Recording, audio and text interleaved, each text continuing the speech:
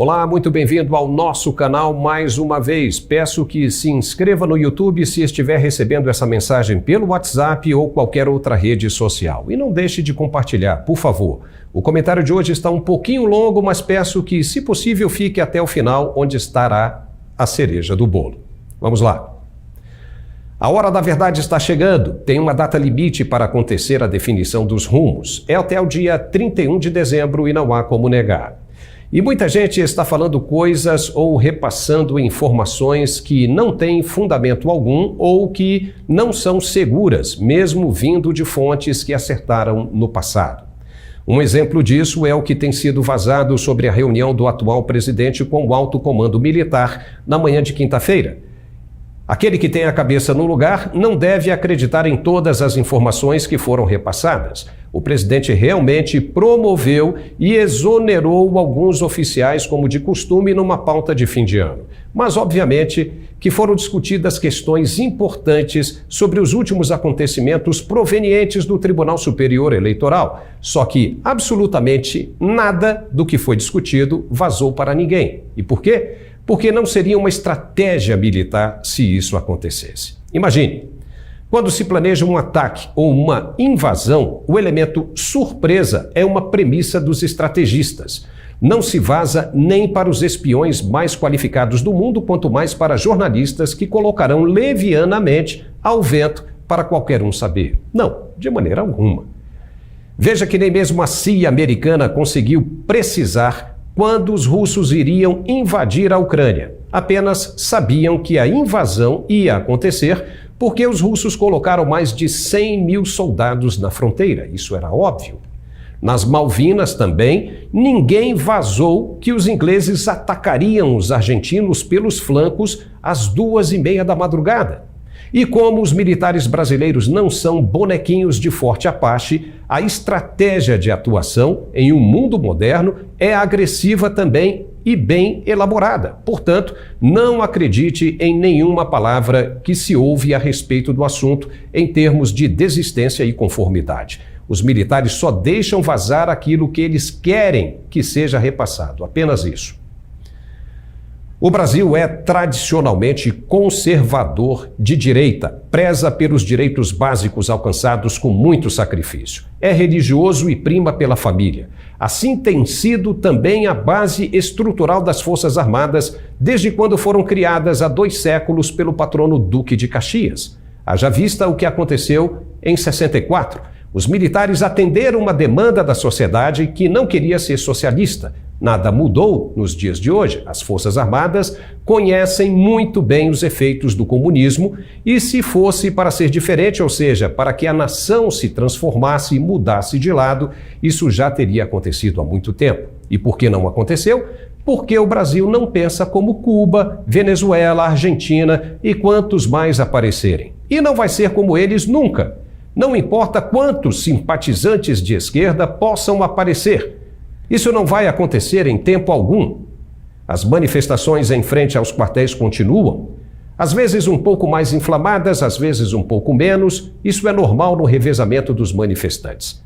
Mas elas não irão parar. E a recompensa daquele que trabalha na resiliência, na resistência, é sagrada e virá. O caminho não será pelo meio jurídico, que se mostrou totalmente esgotado e inerte para a atual questão. Nem adianta subir em palanques com oportunismos e discursos salvadores, como os parlamentares que resolveram acordar agora falando em CPIs. Por que não fizeram isso antes? Tiveram todo o mandato para se manifestar e só agora, onde até em Marte ou planetas mais longínquos se sabe do que está acontecendo no Brasil, eles resolveram dar o ar da graça. Querem palanque, oportunismo para aparecer e passar para a história como os que lutaram pela resistência. Mentira! O que pode dar uma CPI dos deputados se quem decide é o Senado? O máximo que se vai produzir são provas que todo mundo já tem. E daí? A decisão de levar isso adiante é monocrática. Cabe a uma única pessoa, que é o presidente da casa, senador Rodrigo Pacheco, que enfiou o rabo entre as pernas e deu um tremendo pé na bunda do povo que o colocou onde está. Ou seja, os frutos da CPI dos deputados já foram colhidos antes de se formar. O brasileiro já sabe o que aconteceu e não precisa mais de investigação nenhuma para descobrir o que está claro. Não vai dar em nada, apenas espaço na mídia para parlamentares que demoraram a agir. E, de novo, por que não fizeram isso antes? No Senado, a mesma coisa. Um bando de bundões, com raríssimas exceções, que resolveu criar uma audiência pública. E para quê? Uma audiência pública só é convocada quando se tem dúvidas sobre uma questão e se ouve especialistas para ajudar numa conclusão. Vai se ouvir especialistas para saber o que fazer com o judiciário que está atropelando a Constituição? Oh, faça-me um favor, pare com isso. São mais de 60 pedidos de impeachment parados sobre a mesa do presidente Rodrigo Pacheco. Se alguém tivesse peito de verdade, que o convencesse a colocar em sessão plenária há mais tempo. Tudo agora sem efetividade alguma, são firulas de quem quer apenas aparecer na mídia. Agora vem a cereja do bolo que eu falei. Na questão judiciária, efetivamente, os magistrados da Alta Corte já deixaram claro que não vão arredar o pé e que escolheram o seu lado, como foi dito pelo vice Hamilton Mourão. Mas olha só que curioso. A Lei 9.504 de 97, que trata da norma das eleições, determina no artigo 96, inciso 3º, o procedimento para o processamento de representação apresentada por partido político ou coligação no TSE, combinado com o artigo 51 da Resolução número 23.673 de 2021 do próprio Tribunal. Agora preste atenção que vamos tentar explicar da melhor maneira possível.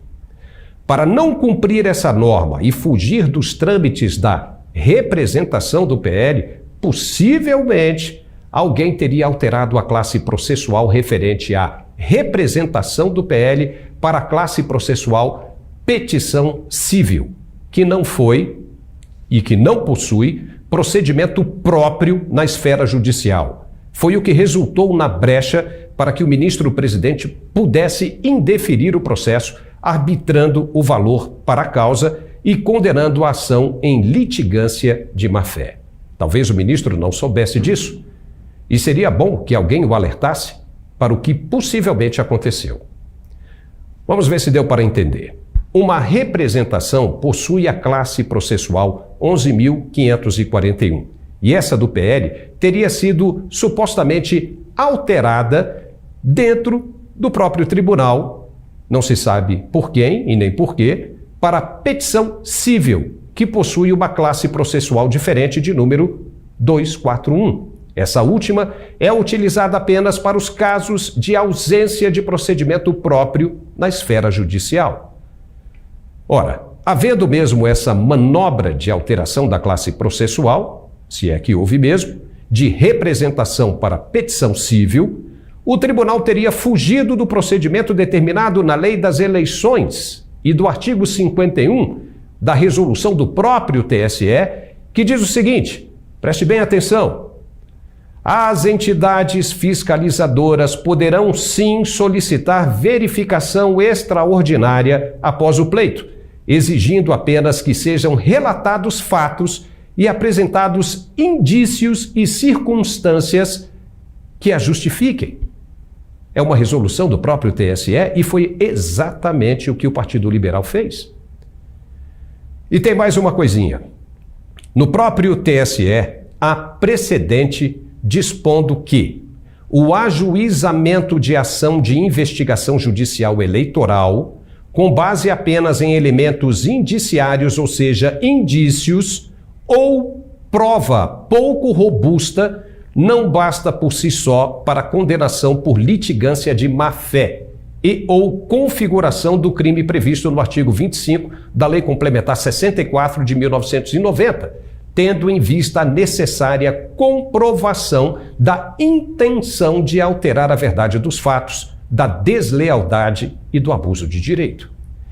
Isso foi proferido no acórdão de 9 de fevereiro de 2021 na ação de investigação judicial eleitoral número 060177-905 do ministro Luiz Felipe Salomão. Ela vai estar na descrição aqui embaixo. Veja bem, Nós estamos aqui para mostrar a verdade, apenas isso. Mas aí fica difícil. Mesmo mostrando as leis, não há argumentos jurídicos que convençam o próprio tribunal do contrário. Mesmo existindo as leis, elas não valerão de nada, porque a Constituição que está em vigor agora é a que os ministros reescreveram. Ponto final. Por isso o ministro Barroso disse: perdeu, mané, não há mola. Não há como o cidadão comum, pelas vias legais, emendar esse rompimento das instituições que já aconteceu. Rompimento este que representa uma incerteza muito grande quanto ao que pode acontecer no futuro. Hoje, o que é um filhote de pitbull, preste bem atenção, amanhã pode se tornar um leão indomável. Por enquanto é só, pessoal, mas estaremos por aqui sempre de olhos bem abertos nos fatos para informarmos da melhor maneira possível. Se inscreva em nosso canal, por favor, no YouTube e não deixe de compartilhar. Um forte abraço e até a próxima.